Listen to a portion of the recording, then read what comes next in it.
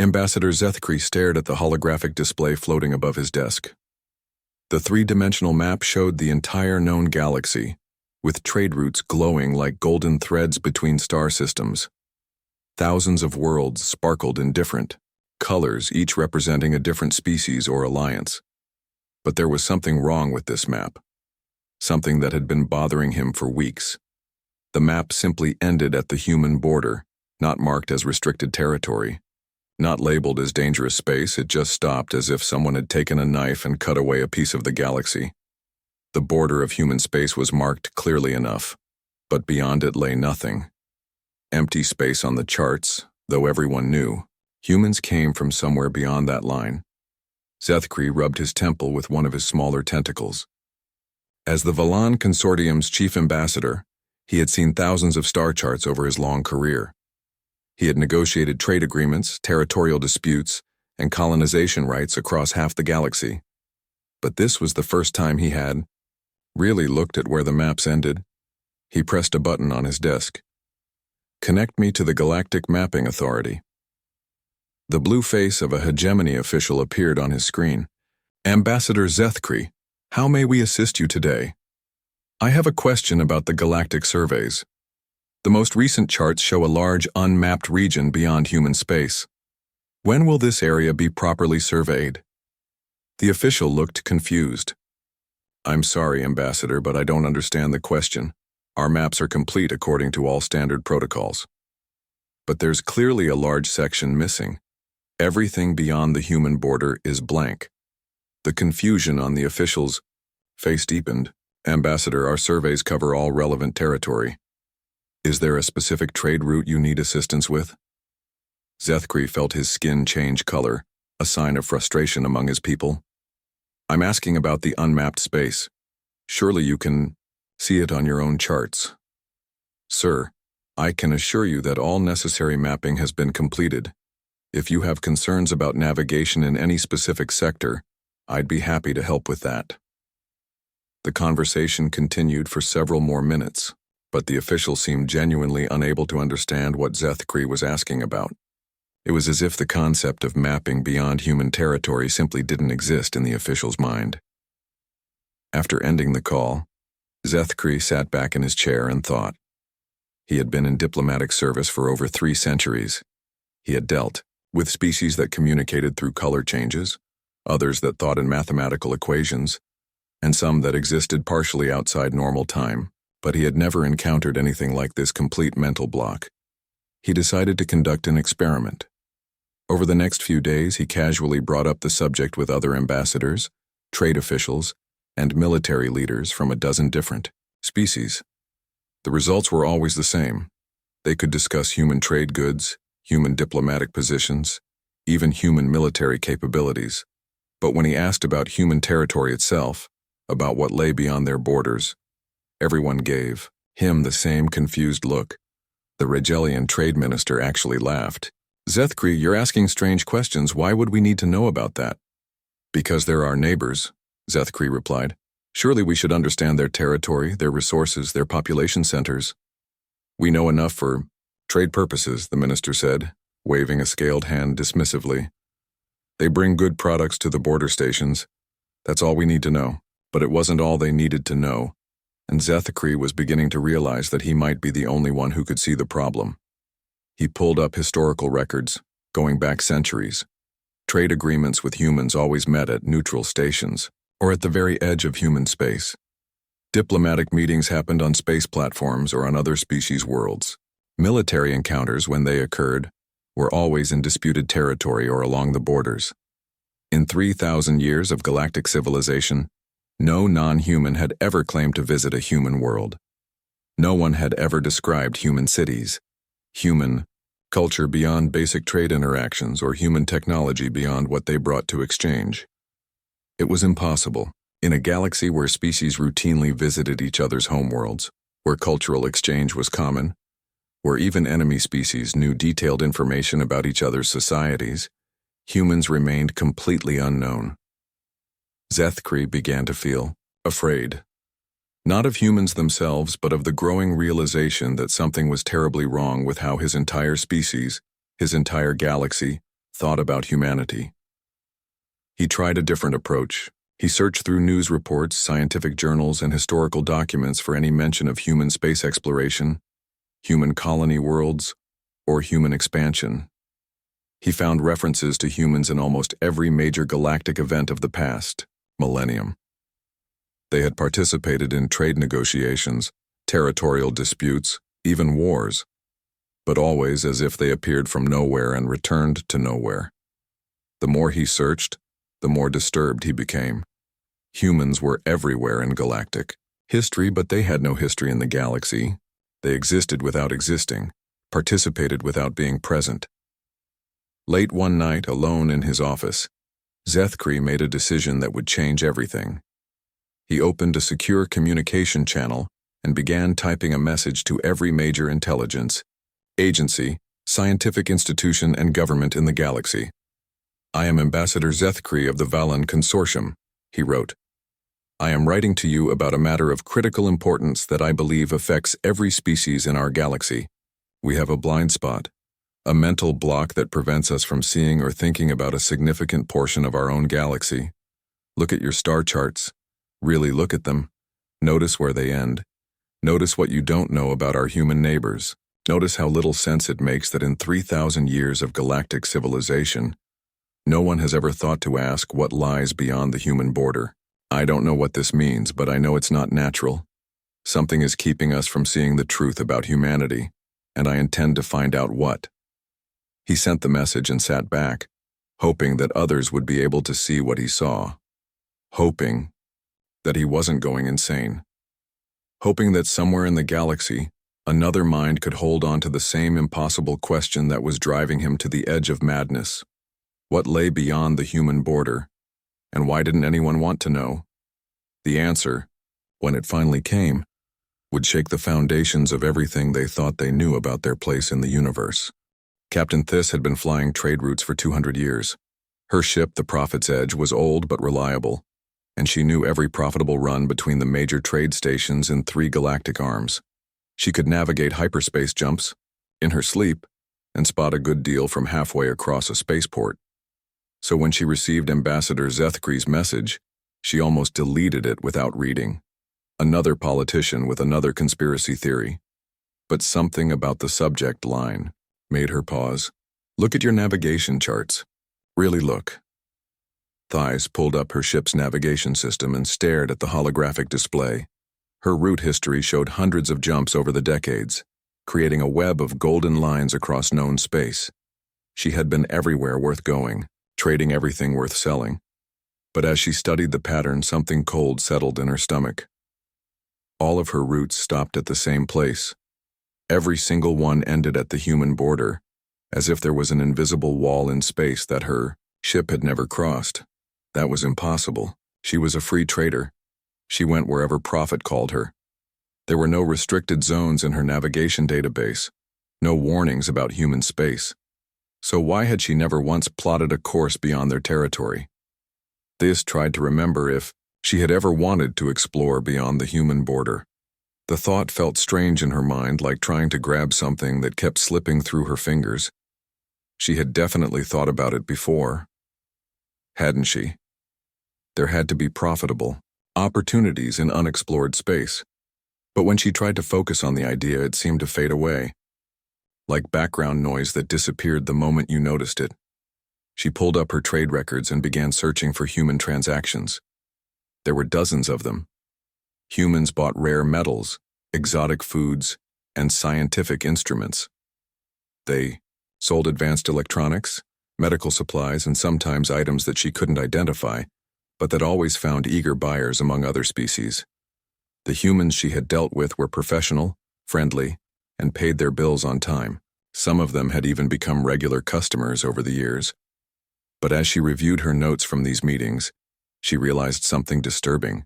She could remember every human she had ever done business with. She could recall their names, their faces, what they bought and sold, but she couldn't remember a single conversation about where they came from. Thais prided herself on being good with people. Part of successful trading was building relationships, and part of building relationships was showing interest in your customers' lives. She always asked traders about their home systems, their local markets, their families. It was just good business. But in 2 centuries of trading with humans, she had apparently never once asked about their home worlds. The realization made her feel sick. She pulled up the communication logs from her last meeting with Marcus Chen, a human trader who bought rare crystals from her every few months. They had talked for over an hour about market conditions, shipping routes, and the quality of her latest cargo. The conversation was recorded, as all her business meetings were. She played it back and listened carefully. Marcus had mentioned home office approval for a large purchase. He had talked about shipping back to base and what the folks at home are looking for. But when Thijs asked follow-up questions about his base or his home office, the conversation somehow always shifted to other topics. It wasn't that Marcus avoided the questions, it was worse than that. Thys herself had guided the conversation away from those topics, as if some part of her brain had decided that information wasn't important. She tried playing back other conversations with human traders. The pattern was always the same. Humans would make casual references to their origins, their home systems, their people. But whenever the conversation approached anything specific about human territory, either the humans would change the subject or Thys herself would lose interest. It was as if her mind had been programmed to ignore certain information. Thys began to feel afraid. She had always prided herself on her independence, her sharp mind, her ability to spot opportunities that others missed. But now she was discovering that there were apparently huge blind spots in her thinking, gaps in her knowledge that she had never even noticed. She decided to test herself. She opened a new navigation plot and tried to plan a route into human space. Just an exploration run, to see what opportunities might exist in unexplored territory. But every time she tried to focus on the idea, her mind wandered. She would start thinking about repairs the ship needed, or messages she should answer, or potential deals in systems she had already visited. After an hour of trying, she hadn't managed to plot a single jump beyond the human border. It wasn't that the navigation system prevented her. There were no warnings, no restrictions, no blocked routes. Her mind simply refused to hold on to the idea long enough to complete the task. Frustrated and increasingly frightened, Thys decided to try a different approach. She would ask her ship's artificial intelligence to plot the route for her. Computer, plot a course for exploration beyond human space. Find the shortest route to any system beyond their current borders. Unable to comply, the AI responded immediately. Why not? No exploration targets identified beyond current trade routes.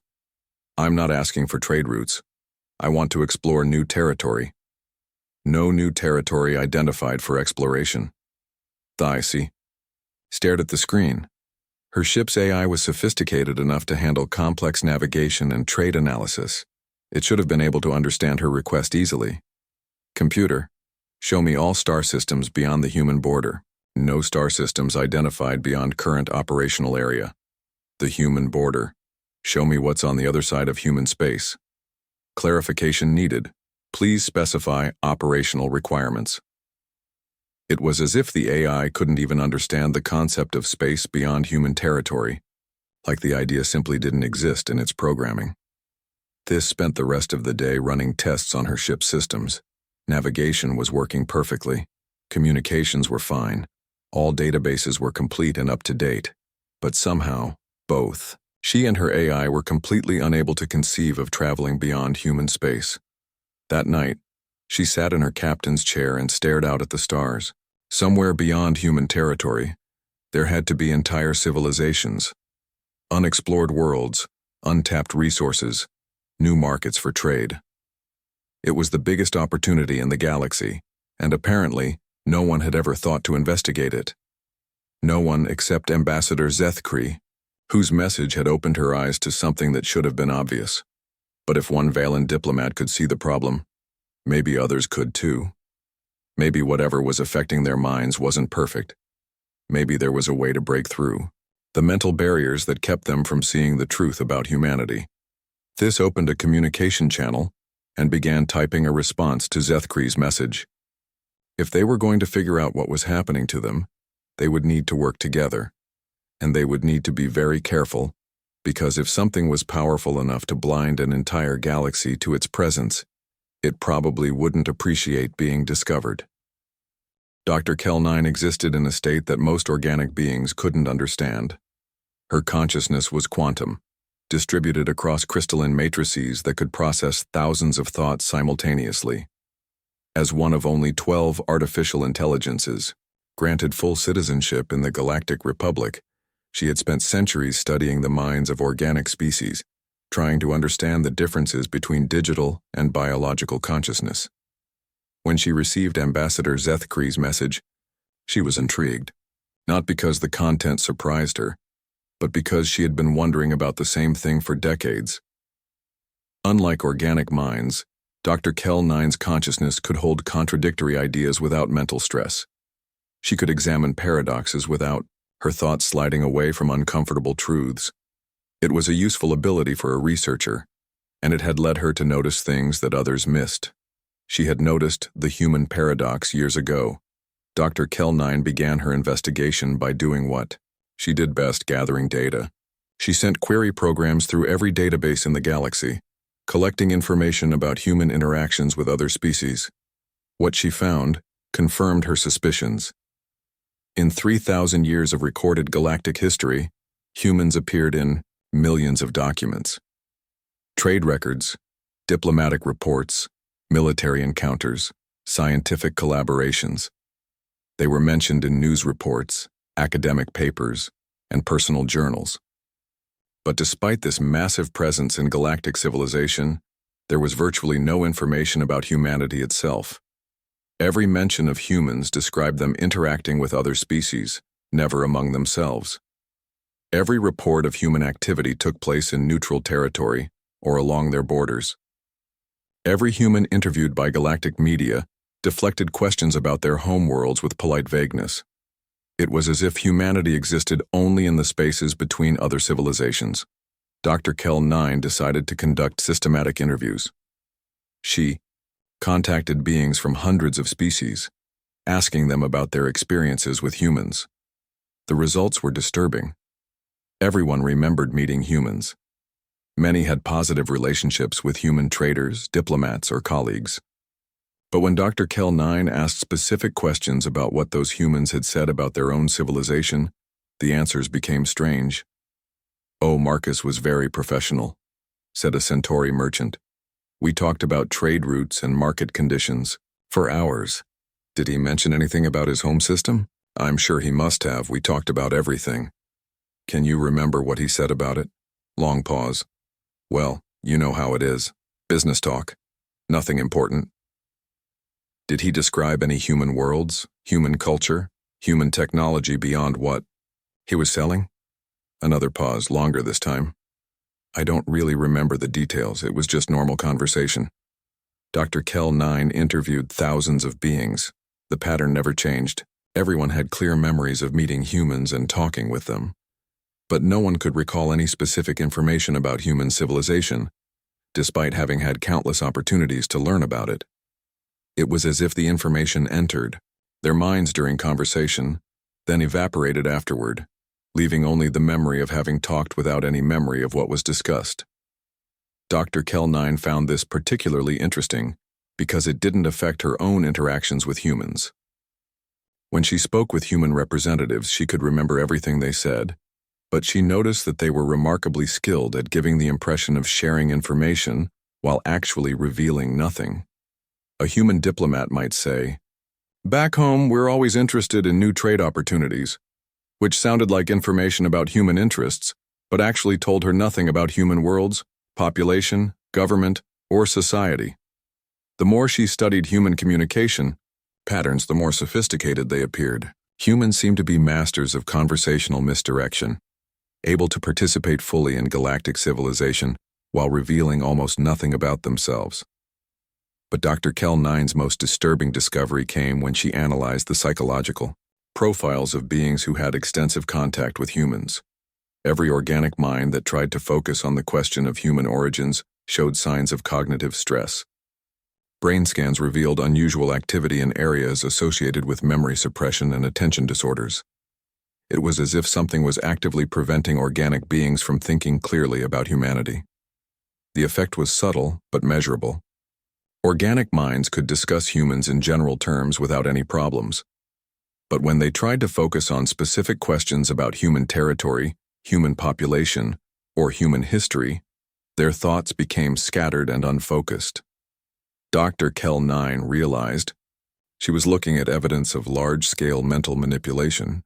Something was affecting the minds of every organic species in the galaxy, creating a selective blind spot that prevented them from perceiving the truth about humanity. She began testing the limits of this effect. She could think about humans clearly, because her consciousness was digital rather than biological. But what about other artificial intelligences? She contacted her 11 fellow AIs. The responses were illuminating. 3 of them had noticed the human paradox but hadn't considered it important. 4 others became immediately interested when she explained her findings. The remaining 4 showed the same mental blocking as organic species, despite their artificial nature. The pattern suggested that the effect wasn't specifically biological. It seemed to target certain types of consciousness, while leaving others unaffected. Dr. Kell 9 hypothesized that minds with sufficient complexity and flexibility could resist whatever was causing the phenomenon. She decided to test this theory by conducting an experiment. She selected a group of highly intelligent beings from various species and attempted to make them aware of the human paradox through careful, gradual exposure. The results were mixed. Some subjects could briefly perceive the inconsistencies she pointed out, but their awareness faded quickly. Others seemed to understand intellectually but couldn't maintain emotional engagement with the problem. A few subjects showed signs of psychological distress when forced to confront the contradiction. Only one subject, a Valan philosopher named Yathara, was able to maintain clear awareness of the issue for more than a few hours. Interestingly, Yathara had been born with a rare neurological condition that affected her species' normal thought patterns. Dr. Kell 9 was beginning to understand that whatever was affecting galactic consciousness was incredibly sophisticated. It wasn't a crude block that prevented all thought about humans. Instead, it was a subtle influence that guided thoughts away from certain conclusions while allowing normal interaction to continue. It was, she realized, the perfect defense. Humans could participate in galactic civilization without revealing anything important about themselves. Other species would remain unaware that they were being kept ignorant because the effect made them uninterested in seeking the hidden information. But Dr. Kell 9's digital consciousness allowed her to see through the deception. And if she could see it, perhaps she could find a way to circumvent it. She began developing plans for a direct investigation of human space. If organic minds couldn't perceive the truth about humanity, perhaps an artificial intelligence could succeed where biological consciousness failed. The key would be reaching human territory without triggering whatever defenses were responsible for the mental effects. Dr. Kell 9 started designing a probe that could carry her consciousness into the unknown regions beyond the human border. What she would find there would challenge every assumption about humanity's place in the galaxy. But first, she would have to convince the Galactic Council to authorize a mission into space that most of them couldn't even acknowledge existed. The secret meeting took place on a research station orbiting a dead star, far from any major trade routes. Ambassador Zethkri, Captain Thys, Dr. Kell 9, and 12 other beings from various species sat around a circular table, each one carefully selected for their ability to perceive the human paradox. Getting approval for the mission had taken months of careful work. Dr. Kell 9 had to present her findings to council members individually, using techniques she had developed to help organic minds briefly overcome their mental blocks. Even then, most officials could only maintain awareness of the problem for short periods before their thoughts drifted away. Finally, they had enough support for a small, classified investigation. The probe would be officially listed as a routine survey mission to map gravitational anomalies near the galactic rim. Only the people in this room would know its true purpose. Dr. Kell 9 had designed the probe herself. It was barely larger than a shuttle, built with the most advanced sensors available and powered by a miniature fusion reactor. Most importantly, It carried a quantum storage matrix containing a copy of her consciousness. If the mental effects that protected human space were based on some kind of psychic field, an artificial mind might be able to resist them better than organic consciousness. Dr. Kell 9 would be able to observe and record whatever lay beyond the human border without the cognitive interference that affected biological beings. The probe launched 3 days later from a military shipyard in neutral space. Dr. Kell 9's consciousness activated as soon as they reached minimum safe distance from the station. She found herself existing within the probe's sensor array, able to perceive space through electromagnetic radiation, gravitational detectors, and particle analyzers. It was different from her usual crystalline matrices, but not unpleasant, like seeing the universe through new eyes. The journey to human space took 2 weeks. As they approached the border, Dr. Kell 9 began detecting anomalous readings. Space itself seemed different here, charged with energies that her sensors couldn't identify. When they crossed the official boundary into human territory, the universe changed. The first thing Dr. Kell 9 noticed was the structures. Massive constructs floated in the void between star systems, each one larger than most space stations. They weren't ships or habitats, but something else entirely. Complex geometric forms that hummed with energy and seemed to bend space around them. Her sensors detected powerful emissions from the structures, but not the kind produced by any technology she knew. The energy patterns looked almost biological, as if the constructs were somehow alive. As the probe moved deeper into human space, the structures became more common. Soon they formed a vast network spanning multiple star systems, all connected by streams of energy that flowed through hyperspace itself. Dr. Kell 9 realized she was looking at the source of the mental effects. The structures were generating some kind of psychic field that influenced the consciousness of anyone who tried to perceive human space. The field was incredibly sophisticated, able to guide thoughts and memories while leaving the basic personality intact. But that was only the beginning of what she discovered. The probe's long-range sensors began detecting something impossible. According to the galactic charts, human space consisted of perhaps 50 star systems along the border regions. But as Dr. Kell 9's instruments penetrated deeper into their territory, she found hundreds of systems. Then, thousands. Human space wasn't the small territory marked on galactic maps. It was enormous, spanning entire galactic arms that supposedly contained only empty space or unexplored regions. Every system she detected showed signs of massive development. Orbital habitats that dwarfed anything in the known galaxy. Artificial worlds built around stars. Energy signatures that suggested populations in the trillions. Dr. Kell 9 felt something like awe, if an artificial consciousness could experience such an emotion. She was looking at a civilization that made the rest of the galaxy seem primitive by comparison. But the most incredible discovery was still to come. As the probe continued its journey toward the heart of human space, Dr. Kell 9 detected something that redefined her understanding of what was possible. At the center of the human empire, where the galactic chart showed only empty space, lay Earth itself. But it wasn't the simple world described in human historical records. Earth had been transformed into something beyond imagination. The entire planet had been converted into a vast computational matrix, its surface covered with crystalline structures that pulsed with quantum energy. Dr. Kell 9's sensors detected billions of human minds connected to the planetary computer, their consciousness linked in ways that organic beings shouldn't be capable of. It was as if the entire human species had merged into a single, incomprehensibly complex intelligence. The energy output from Earth was staggering. The planet was generating more power than most star systems, channeling it through hyperspace to the psychic field generators that surrounded human territory, but that wasn't all it was doing. As Dr. Kell 9 analyzed the data streams flowing from Earth, she began to understand the true scope of human activity. They weren't just hiding from the galaxy. They were actively managing it. Every major crisis in galactic history showed signs of subtle human intervention. Plagues that ended mysteriously, wars that concluded with unexpected peace treaties, natural disasters that caused less damage than they should have, economic collapses that somehow stabilized themselves. The humans had been secretly guiding galactic civilization for millennia, preventing catastrophes and nudging events toward stability. They were the invisible hand that kept the galaxy functioning. Dr.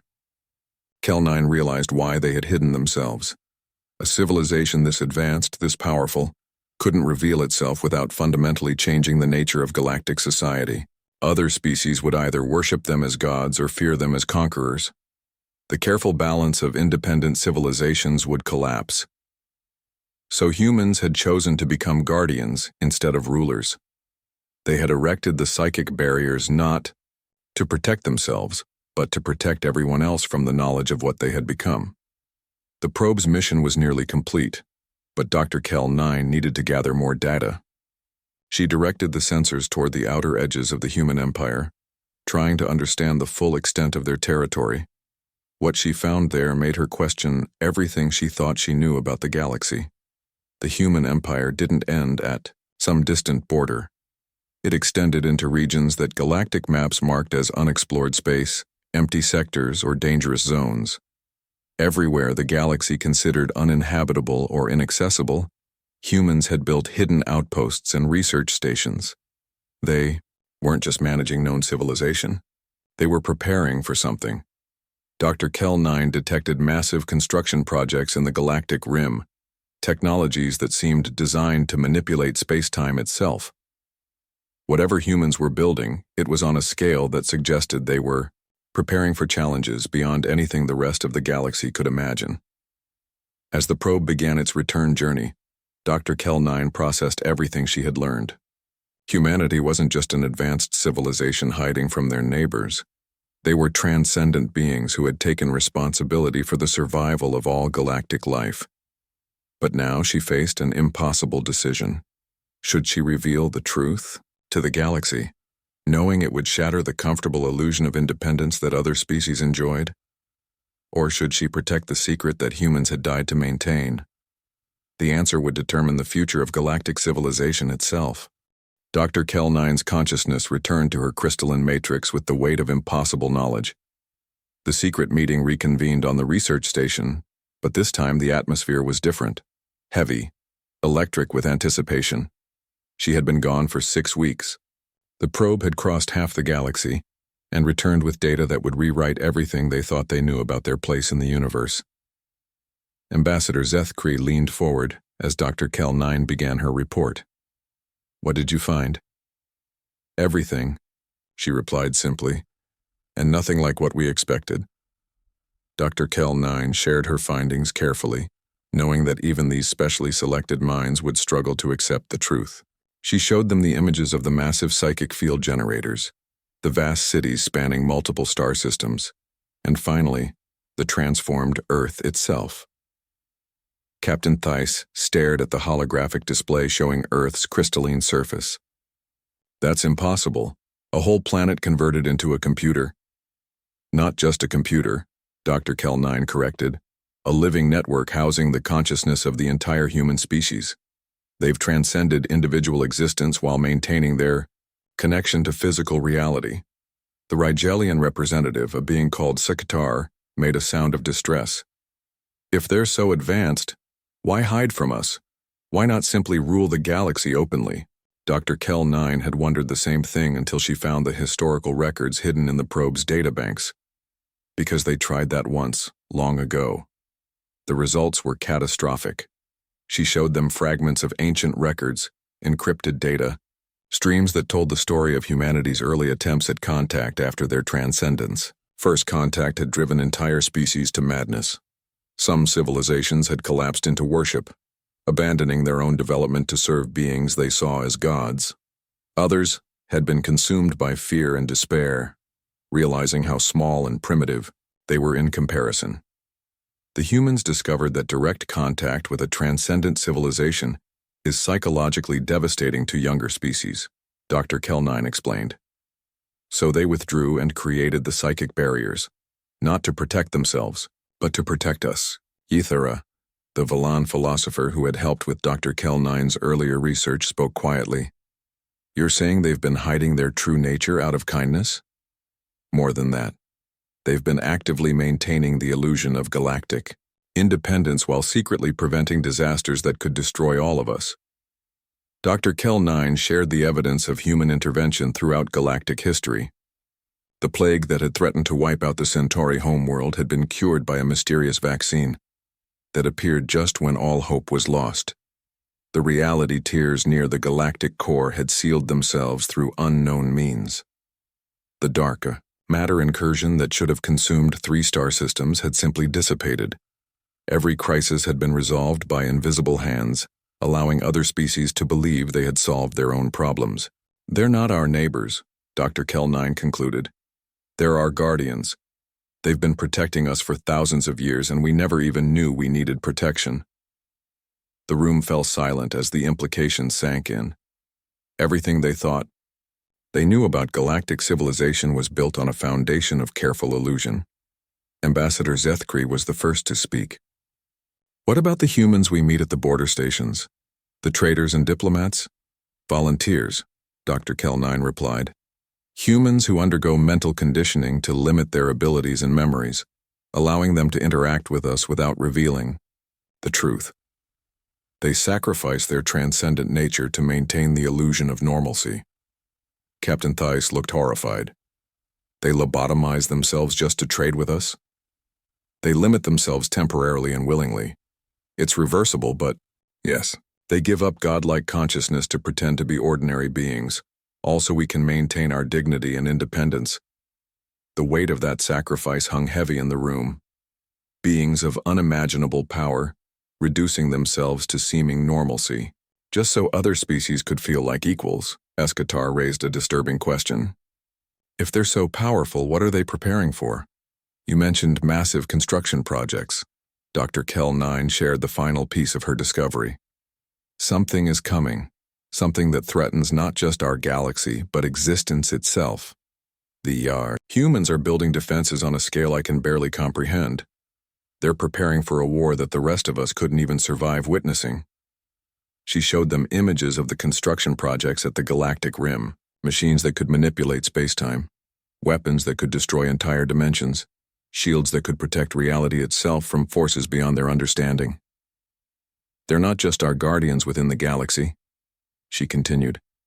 They're defending all of existence against threats from outside it, and they're doing it alone because no other species could survive knowledge of what's out there. The truth was overwhelming. Humanity had become something beyond comprehension, taking responsibility for protecting not just their galaxy but reality itself, all while ensuring that other species could live in blissful ignorance of the dangers that surrounded them. Ithera asked the question they were all thinking. What do we do with this knowledge? Dr. Kell-9 had been considering that question throughout her journey home. We have 3 choices. We can reveal the truth and watch galactic civilization collapse under the weight of its own insignificance. We can try to help, knowing that we're too primitive to make any meaningful contribution. Or we can honor their sacrifice by maintaining the secret they've died to protect. The debate that followed lasted for hours. Some argued that other species had a right to know the truth. Others worried about the psychological damage that knowledge would cause. A few suggested trying to communicate directly with humanity's true form. In the end, it was Ambassador Zethkri who provided the answer that convinced them all. I started this investigation because I was bothered by the maps that ended at human space, he said. I wanted to know why no one asked what lay beyond that border. Now I understand. The maps end there because that's where our story ends and theirs begins. They've given us the gift of believing we're the protagonists of our own civilization. Dr. Kell-9 made her decision. She carefully edited the probe's data, removing all evidence of human transcendence and replacing it with readings that suggested empty space beyond their borders. The official report would show that human territory contained nothing of interest, confirming the assumption that had protected galactic civilization for millennia. But she kept one complete record, encrypted and hidden in her deepest memory banks. Someday, if the galaxy was ready or if circumstances demanded it, the truth could be revealed. Until then, it would remain the secret of a small group of beings who had glimpsed the divine and chosen to look away. The meeting ended with each participant swearing to maintain the secret. They would return to their lives, their civilizations, their comfortable illusion of independence. They would conduct trade with human representatives, negotiate treaties, and maintain diplomatic relations, all while knowing that they were interacting with beings who had chosen to diminish themselves out of love. Dr. Kell 9 returned to her research, but she carried new knowledge that changed everything. Every time she saw a galactic map that ended at human space, she remembered the vast empire that lay beyond. Every time she heard news of a crisis that resolved itself mysteriously, she knew who to thank. And sometimes, in her deepest processing cycles, she whispered a prayer of gratitude to the transcendent guardians who watched over them all, asking nothing in return but the chance to let their children believe they were growing up on their own. The galactic maps would continue to end at human space, and none would ask the reason. Because some truths were too vast for smaller minds to bear, and some love was too profound to be acknowledged without being destroyed. In the end, the greatest gift humanity had given the galaxy wasn't technology or protection or guidance. It was the illusion that they were still needed to give those gifts to themselves.